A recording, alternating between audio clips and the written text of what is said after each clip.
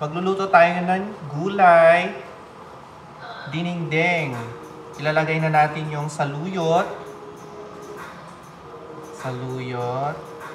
And then, isasabay na natin yung malunggay. Maganda sa katawan at masustansya. Ayan. Paboritong ulam ng mga Ilocano.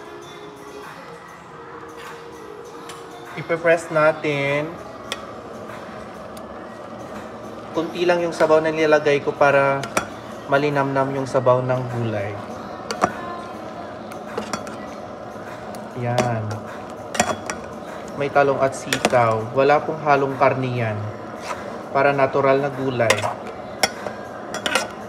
Ay, malagkit siya.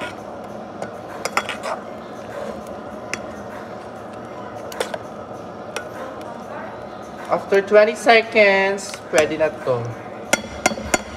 Luto na ang gulay. Thank you for watching!